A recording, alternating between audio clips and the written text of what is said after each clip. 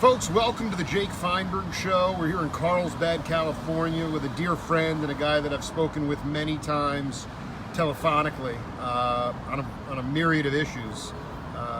First time meeting him in person, manager for David Grisman, and he's been a record producer and film producer as well. Beautiful cat, Craig Miller. Welcome to the Jake Feinberg Show. Thank you, Jake. It's a pleasure to meet you finally after all these years. It is absolutely an honor. I just want you to talk a little bit about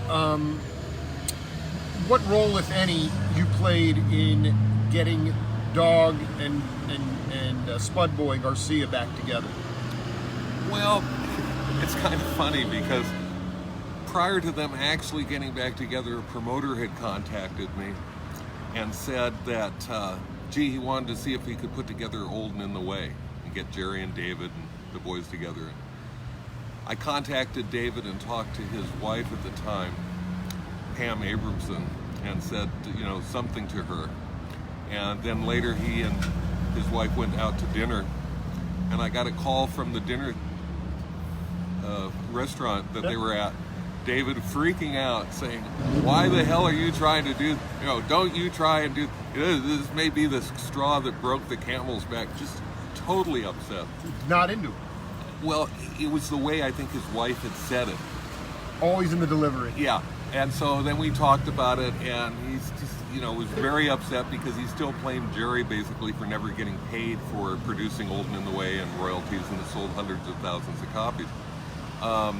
Then about maybe a year or two after that, he ran into Jerry at Pete Sears' session. Yeah, and they had a talk about it. He explained things, and around that same time, they cut a deal with United Artists, and United Artists sent us our first check from that project. So, also, I think Garcia gave David a Rex Foundation award of some sort? Or? That was a little later, but yeah, he wasn't completely responsible. Jerry was, but he put the name in the hat and said, "Hey, this cat really needs, this guy deserves this kind of an award." So yeah, he did win the Rex Foundation award one year. It's so great to connect with you. I mean, when you first, can you talk about that first time at the Howard Johnson when David met with? I've interviewed now. I mean, Vassar's left us, but I've interviewed all the cats in the band, but you were really the glue to. Can you just break down that whole story? Well, I think what you're talking about is the first time I had a small booking agency in San Rafael, and Richard Green came in and said he had this all-acoustic group, which I was kind of interested in because I was getting stiffed by a lot of the groups I was working with because of the high cost of gas and trucking, and it was early 70s, and there was a gas problem. And people were using that as an excuse to not be able to pay their bills and other things. At any rate, Richard came in and talked to me about this all-acoustic group, and I said, "Yeah, let's sit down and talk to about it." So we arranged a meeting at Howard Johnson's, and I drove down there. And so great. This is so waiting, great. And I'm waiting. I see this guy pull in, beard and dark hair. He gets out. We're kind of looking at each other, and I said, "You're not here for the meeting with Great American Music Band, are you?" He goes, "Yeah, I'm waiting on Richard Green." I said, "Hi, I'm Craig Miller." And we met, and we sat down, and Richard and his brother Robbie, who was the manager for Richard, were late because of traffic. So by the time they got there, David and I had already completely bonded. So just to be clear, the cat that you introduced yourself to, that was Grisman. Yeah. And he and I sat on one side of the table, and Richard and Robbie sat on the other side of the table, and it just fell into place. What has been? I mean, David is a taskmaster on the bandstand. He expects a lot from the cats that he plays with. But what was the art to developing a cohesive relationship as a manager of a musician such as Dawg? Well, it basically came down to service. David had situations he didn't know how to deal with. He had written music for movies. Can you give an example? Like he had already written a soundtrack, or? Yeah, he did Big Bad Mama, Eat My Dust. I think there were Capone. This was before the King of the Gypsies, though. Yeah, this all be this early 70s. Most of it for Roger Corman. and for whatever reason, he was not receiving his royalties on the soundtrack stuff that he had written. And when I first came into California, I realized that nobody really understood how publishing worked. And a lot of these guys had never been receiving their publishing. So I started setting up publishing companies for people. And originally I was an agent for David, and then he begged me to be his manager. And over a period of time, I realized that it was a lot more fun to be a manager than to be an agent.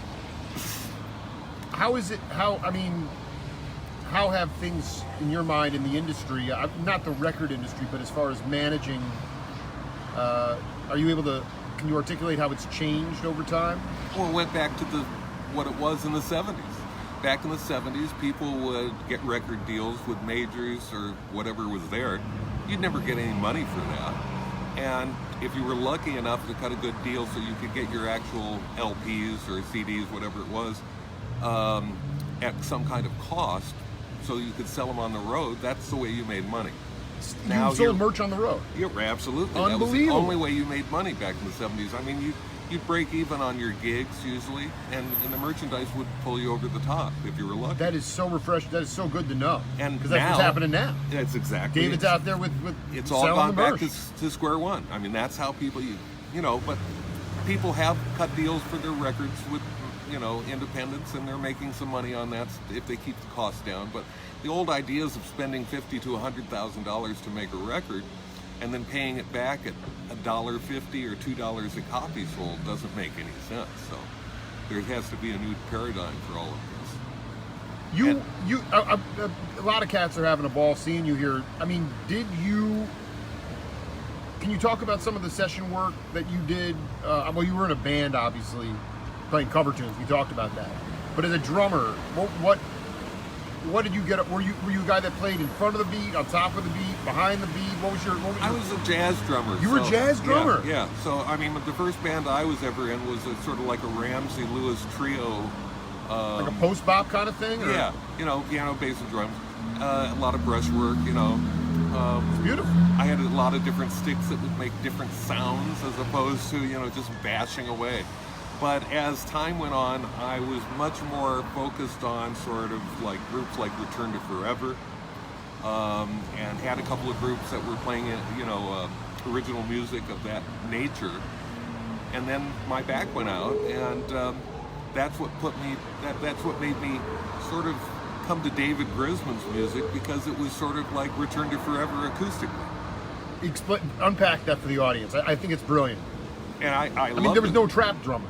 No. In David's band, but why would you say just the blending? No, it was the idea of taking those instruments and putting them together in that format, the same way Chick did, with the great musicians that he had, and beat those guys over the head till they got this incredible stuff. I remember talking to David Grisman's quintet into doing that great Chick tune, which I can't think of the name of. You're 100% right. Spanish? Yeah. Well, the brain's a hard thing to remember sometimes. Why now? Jazz is kind of kept alive. At least the touring jazz is kept alive in Europe and Japan now. A lot of cats live here, but they make their living overseas.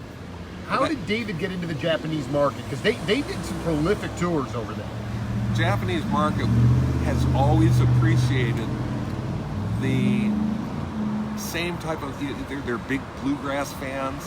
Bluegrass. They loved the bluegrass sound. They were big country fans. They were big jazz fans. And David had sort of a unique style that sort of blended all of that stuff. And for whatever reason, the Japanese really, they started begging them to come over in the 70s. And then David went over in the 80s and a couple of times to Japan. Did they have, did you go with them? Did you? I did on one trip. I mean, were they playing? They were playing folk clubs? Were there folk clubs, or were they playing the Blue Note? No, they were playing big facilities. Probably 1,000-seat facilities. Like there were dance a couple halls or something? Yeah, there were a couple of club dates, I believe, as I remember on a couple of tours. But there were also large halls in Tokyo that they were doing, 1,000, 1,500 seaters, and they were filled. For people in 50 years that are going to watch this interview, long after we're gone or whatever we are, what is the lineage of David's music? I mean, can you trace it back to Django? Can you articulate the lineage of Dawg? I know it's his own creation, but where's the origins of it? My opinion is Yes. that it started bluegrass. He got sort of David doesn't like to be told what to do. No. So bluegrass has a lot of forms, and if you're not playing in that particular style, then it's not really bluegrass. And he was referred to as sort of like the bluegrass mafia.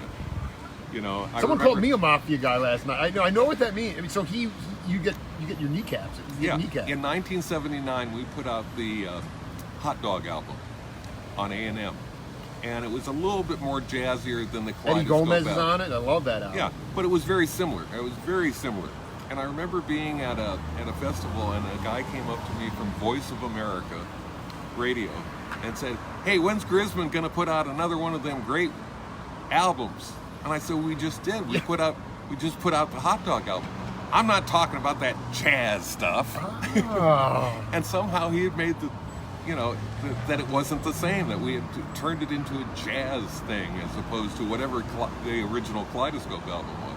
I mean, what's your philosophy, and frankly, David's philosophy about? Isn't it all music? I know he has a certain style, but I mean, like, to me, it's like, great. There's jazz inflections and aesthetics in Hot Dog, but it's all music. Well, you got to remember that in the American populace, it's popular music. And what popular music means to the average person is it's easy to sing along to, or it's easy to remember the melody, or it's very simplistic 3 chords, or whatever it might be. When you get into jazz, it's more about improvisation. It's more about, man, this is a master of his instrument. I developed my management company based on, I only wanted to work with virtuosos because it didn't matter who the act was. Everyone was out there saying they were the greatest anyway. Right. So why not work with people that would stand Never up really, to the hype? yeah, you know? right. Dig. Who are some of the virtual? Just for the audience, who else have you worked with as a manager? Well, I worked a long time with Stefan Grappelli because of David's involvement. Tony Rice, T. Lavitz. What was your responsibility with Grappelli? Was he living in the States or? No, he had horrible representation, and we would put together tours for Grappelli and David, and then I would sort of act as his sort of personal manager here in the States. You talk a little bit about him. Just one of the greatest experiences of my life. Not only had I been a huge fan of his, but I remember the first time he played San Francisco that I was aware of. David called me and said, "Oh, Stefan Grappelli's coming to town. Man, that would be the greatest thing in the world." What was it, like 74 or 75 or something? Yeah, probably 75. Before they made that album with Mike Marshall, right? 76 or whatever. Well, yeah, it actually would have been 77. It would have been 77. Mm-hmm. And I actually called the music hall and said, "I need to get a hold of Stefan Grappelli, please. Can you tell me what hotel he's staying at?" And they did. And I called him up and That's amazing. And I said, and I got him on the phone, and I said, "I represent 2 of the greatest musicians in San Francisco, Tony Rice and David Grisman, and they very much would like to come down and meet you." And he says, basically, "Well, if they're as good as you say they are, they should come up and play with me on stage." And I said, "Well, we can arrange We that." might just cut right to the chase. Yeah. I love it. And that's what happened. They went up on stage that night and played. Yeah. And that's how we met Steph. A dear friend of my program and a dear friend of yours just turned 90 years old, and is Hal Blaine. And the guy, I just interviewed Mason Williams. I've connected with Mason. He was up in Eugene. Mason used Hal in the studio, and he was his tour drummer. And that dude, like what you're about to riff on, said that he could, if you had a 500-mile trip, he could tell 500 different jokes. Absolutely. How did that all organically happen when he was Grisman? God Blaine was the first strap drummer that he ever had. Well, David had written some songs that seemed to indicate that he needed a drummer. And we sat around and talked about it. We talked about Keltner. We talked about a couple of different people. And at some point someone said, and I think it was David, "You know who we should get?" Yeah, the guy that has 500 gold records. Hal Blaine. Yeah. And he said, at that time I was living in LA. And he said, why don't you go see if you can connect with him? He's living on a houseboat, you know, in Marina del Rey. So somehow I got his phone number, called him up, and he invited me down to meet him on the boat. Went down, talked to him on the boat, played him some Grisman shit, and he basically said, yeah, I'll do that. And then, you know, that was history. I mean, he became Uncle Hal. And like during the intermissions, he would go up and do like free comedy, or like how would that? Oh, well, originally we hired him to be in the studio with us to make that record. Absolutely. And then we decided to go out on tour for a couple of different things. And yeah, if he wasn't telling jokes in the car, David sometimes would set up a little situation, you know, at the intermission where Hal would come out and start emceeing and telling jokes, and then he'd bring the band in. You couldn't even get him off the bandstand telling jokes. That guy loved to tell jokes. Oh, he still does. We did 2 records with him doing jokes. They didn't sell very well, but they're pretty funny. The cat that connected us is David's current drummer in the sextet. When did you first get hip to George Marsh? Well, George came in after, you know, the original band sort of disbanded after Tony left, and then there was a quartet with Rob Wasserman, Mike, and Daryl and David. When that kind of blew up, Mike and Daryl took off. Rob decided to go on and do some other things. We put together a new band, you know, and I just based on the question. Yeah, no, no, I did too, actually. I guess was the idea of Marsh. Oh, Marsh, yeah. So David decided to bring in a guitar player. We had switched to Jim Kerwin by then, so Kerwin was in the band. Bohemian cat. Yeah, Kerwin knew Dimitri Vangelis, who played, you know, acoustic and electric. And I believe Kerwin was the one who said, oh, and I know this great drummer, George Marsh, you know. And I'd known who George was based on all of the Jerry groups Hahn, that he had, and all that great stuff that he had done, and David did too. So they started rehearsing, and that was that band for, you know, a mid-'80s band. Right. And that was the band that backed up Sven Asmussen.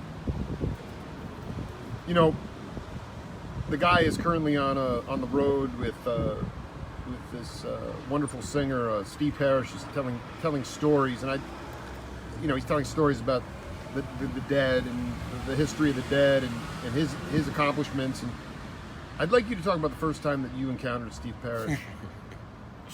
Well, that's a little weird.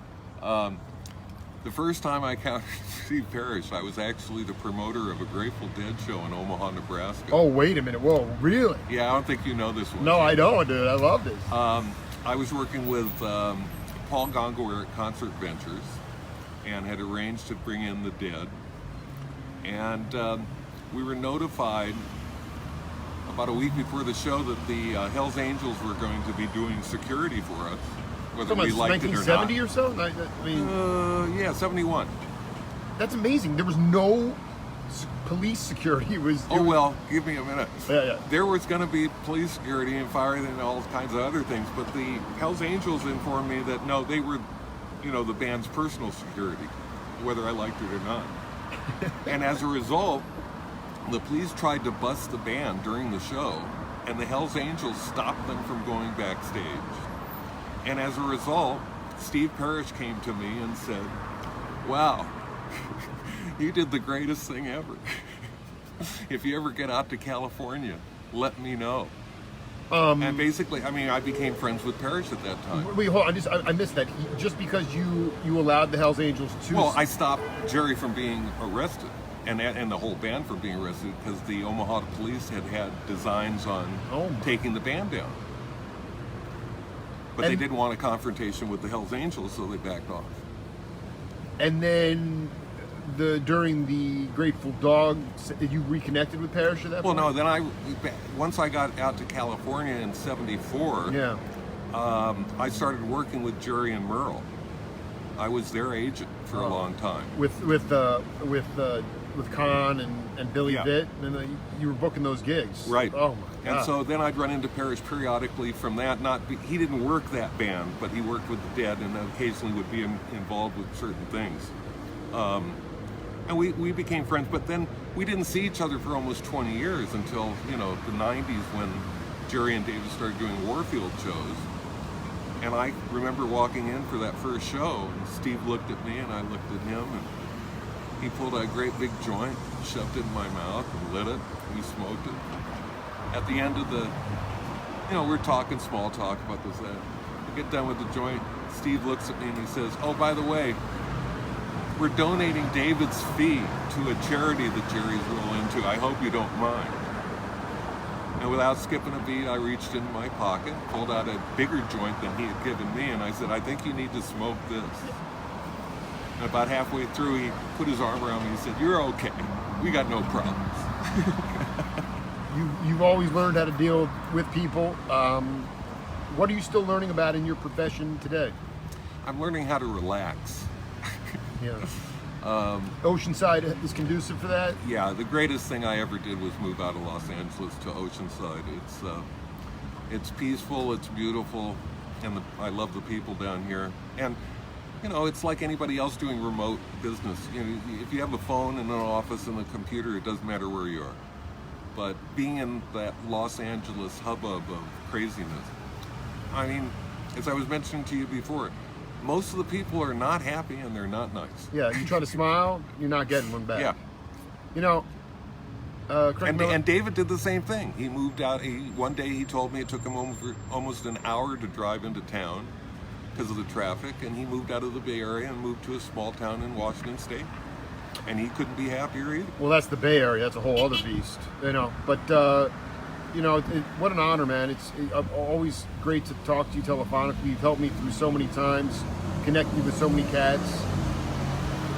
All my love to your family, Craig. Great to hang with you. Well, thank you for the continued support of David and everybody else I've ever worked with, and keep up the great work on your show, because I know it's making a lot of people aware of a lot of things they would not have known about. 100%. Thank you, sir. This is the Jake Feinberg Show. We'll see you later.